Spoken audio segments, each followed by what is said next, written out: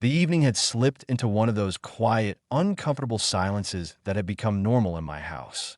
My partner and I barely spoke anymore, just short replies, half-finished sentences, and the feeling that we were living beside each other, not with each other. I don't even remember what the argument was about this time, only that it left me feeling drained and invisible. When I stepped outside to get some air, it wasn't to escape him. It was to escape the heaviness that seemed to sit on my chest every time I walked through the door. I stood on the steps in the cold air, staring at the streetlights and listening to the faint hum of nighttime traffic. For a moment, I thought about going back inside, apologizing for things I didn't even feel anymore, pretending everything was fine. But before I could turn around, I heard footsteps coming closer from the left side of the street. That IT was the two African men who had moved into the neighborhood a few months ago. I had seen them around often, greeting people politely, smiling easily, always seeming warm and comfortable with each other. They had this presence about them that felt calming whenever they passed by. I never expected them to pay attention to me, but they always did. A nod, a friendly smile, a "how's your day going?" that somehow felt genuine every single time. Tonight, they paused when they saw me standing alone. One of them tilted his head slightly, like he immediately sensed something was wrong. "You all right?" he asked in a gentle tone. It caught me off guard how soft his voice was, how concerned he looked even though he barely knew me. I shrugged, forcing a small, tired smile. "Yeah, just needed some air." The other man exchanged a look with him, then stepped forward a little. "It's late. You look a bit troubled. You want to come over for a while? Sometimes a change of space helps." I didn't answer right away. I wasn't used to someone noticing my mood so quickly or caring enough to offer comfort. My partner never asked questions anymore, never asked if I was okay, never treated me like someone whose feelings mattered. And here were two men who barely knew me, yet they were standing under the dim streetlight waiting for my answer like it actually mattered to them. "It's okay if you don't want to," the first one added, gently. "We just thought maybe you could use some company. Our place is warm, and we're just relaxing tonight." There was no pressure in his voice, no intentions that made me feel nervous, just kindness. And God, it had been so long since I felt that I looked back at my house behind me. The lights were still on. The walls felt heavier than usual from the outside. I imagined going back and to sit on opposite sides of the room, pretending everything was fine until the next small argument lit up again. "I don't know," I said quietly. "I don't want to disturb you." "You're not disturbing anything," the second man said with a soft chuckle. "Honestly, we like some company too." It was strange how easily they made me feel safe, how natural their smiles felt, how their presence wrapped around me like warm reassurance. And maybe it was because I felt so emotionally empty at home, or because their attention felt like something I'd been starving for, but my defenses slowly began to weaken. Just for a little while, I finally whispered. Their faces lit up, not with excitement, but with a welcoming warmth that eased the tension I had been carrying all evening. One of them stepped beside me, guiding me gently with a gesture. "Come on, no pressure, just relaxation. You need it." As we walked toward their house, I felt a strange mix of guilt and relief. I wasn't doing anything wrong. At least that's what I told myself. I was just accepting kindness, just accepting a night away from the cold distance that had become my relationship. But deep inside, something else stirred. A feeling I hadn't felt in a long time. A small flicker of being seen, being valued, being wanted, not in a romantic way yet, but in a human way. A way that made me question why I had let myself feel invisible for so long. When I stepped through their door, I had no idea that one night of comfort would change the direction of my life. I only knew that for the first time in months, I finally felt like I belonged somewhere. Their home felt unexpectedly warm, not just in temperature, but in energy. Soft music played from a speaker in the corner. Slow, calming, the kind of music that makes a room feel alive without overwhelming it. The lights were dim, giving everything a peaceful glow. One of them closed the door gently behind us, as if sealing the outside world away. I felt my shoulders relax for the first time that day. "Make yourself comfortable," the taller one said as he motioned toward the couch. I sat down slowly, unsure if I was intruding, but they moved around me with such easy hospitality that the discomfort faded. The other man went to the kitchen and returned with warm tea. He handed me a cup like we had done this 100 times before. "You look like you haven't had a break in a while," he said with a soft smile. His words were simple, but they touched a truth I had been avoiding for months. Yeah, I admitted. Things at home have been difficult. They didn't push for details. They didn't judge. They just listened fully, completely, the way someone listens when they genuinely want to understand you.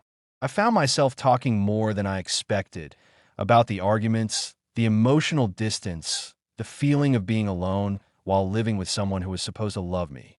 It wasn't something I usually shared with strangers, but the way they watched me, patient, attentive, made it feel natural. "You deserve to feel seen," the taller one said when I paused. His voice was steady and sincere. "You deserve to feel heard too." The words struck me deeper than I wanted to admit. Maybe it was because nobody had said anything like that to me in a long time. Maybe because I had stopped saying it to myself. The shorter man sat beside me, not too close, just enough to make me feel supported. "Sometimes," he said, "we stay in places that make us small, and we forget we're meant to feel full, alive." I looked down at the tea in my hands, the steam warming my face. "I don't even know what I'm supposed to feel anymore," I whispered. "That's why you're here," the tall one said gently. "To breathe, to remember yourself." There was no flirtation in his words, but there was warmth. A type of warmth that filled the spaces my relationship had left empty. They didn't touch me, but their presence alone felt grounding, almost comforting in a way I didn't realize I needed. They talked about their own lives, leaving their home country, starting new careers, finding strength in each other. Their bond was strong, but it wasn't intimidating. It was inspiring. It felt like watching a team that genuinely valued one another. It reminded me of what connection should feel like as the conversation flowed. I started to relax more. I laughed a few times, real laughter, the kind that felt like a release. They laughed too, telling small stories that brought life back into the atmosphere around me. The room felt safe, almost healing. At one point, the shorter man reached out and lightly tapped my hand to emphasize a joke he was telling. The touch was brief but warm. I didn't pull away. I didn't want to. It wasn't romantic. It was human. A small spark of connection I hadn't felt in months. "See," he said with a grin. "You smile beautifully. Don't hide it." I felt heat rise to my cheeks, not embarrassment, but something gentler. Something that told me I had been starved of even the simplest affection. "Thank you," I murmured. The tall one leaned against the wall, watching with a softness I couldn't quite read. "You don't have to thank us," he said. "Everyone deserves to feel appreciated. You're not asking for anything unreasonable. You just want to feel valued." That hit me harder than anything else that night. The clock ticked quietly in the background, but time didn't feel real in their home. I didn't feel tired, even though it was late. I didn't feel the urge to leave. Instead, I felt a strange sense of belonging, like these two people had reached into the quiet desperation I had been carrying and pulled me gently to the surface. When a shorter man asked if I wanted to stay the night, his voice soft and careful, I didn't hesitate.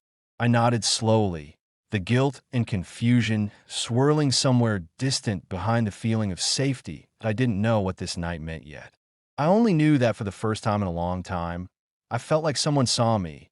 Not the version I pretended to be, not the exhausted partner waiting for love that never came, but the person underneath all of that. And that was enough to make me stay. Morning light filtered softly through the curtains, drawing thin lines of gold across the room. For a moment, I didn't remember where I was. The unfamiliar ceiling, the quiet hum of the heater, the smell of freshly brewed coffee drifting from somewhere nearby. It all reminded me that I wasn't at home. I wasn't in the space where silence felt heavy and love felt distant. I was somewhere warm, somewhere gentle that I sat up slowly, rubbing my eyes. The memories of last night came back piece by piece. The conversation, the laughter, the way their presence had eased something inside me that I hadn't even realized was hurting so deeply. Nothing had happened that crossed a physical line, but emotionally, I knew I had stepped into a place I could never take back. A place where I had let myself be cared for, seen, understood. And that alone felt like a betrayal of the life I was supposed to be living. The door pushed open softly, and one of the men peeked in with a warm smile. "Good morning. Hope you slept well." His voice carried no judgment, no assumptions, just kindness. He handed me a cup of coffee, the steam rising between us like a small offering of peace. "We didn't want to wake you. You look like you needed the rest." I wrapped my hands around the warm cup and nodded. "Yeah, I did. Thank you." The other man joined us a few moments later, leaning against the doorway with an easy, relaxed posture. "We made breakfast. Nothing fancy, but you're welcome to join us."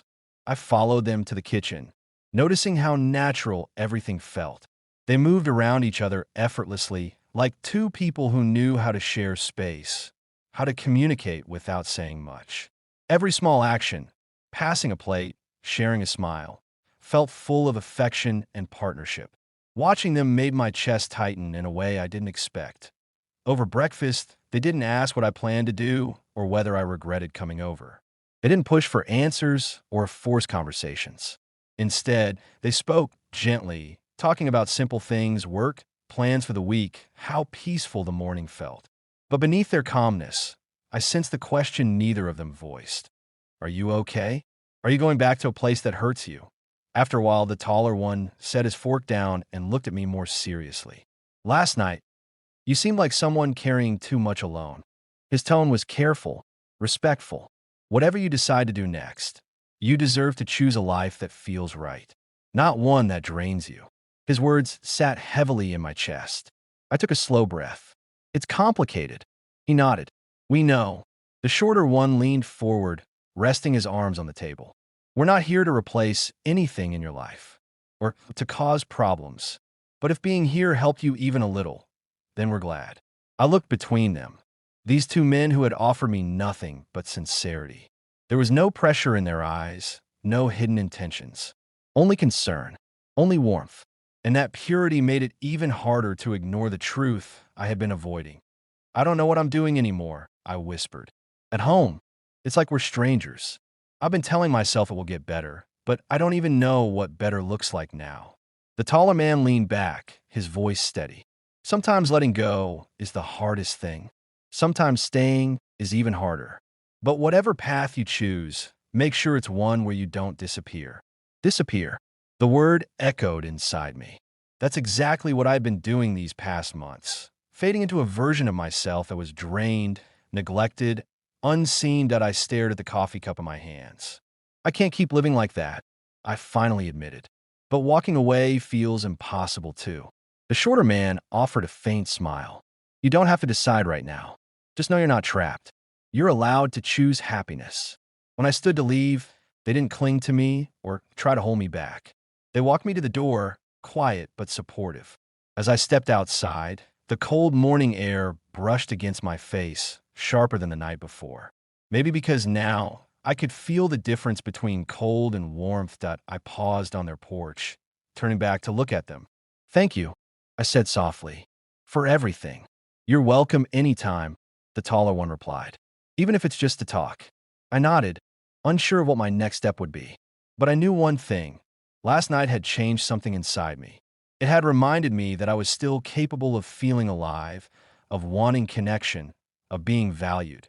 And as I walked back toward my house, carrying equal weights of guilt and clarity, I understood that the real choice wasn't between them and my partner. It was between losing myself and finding myself again.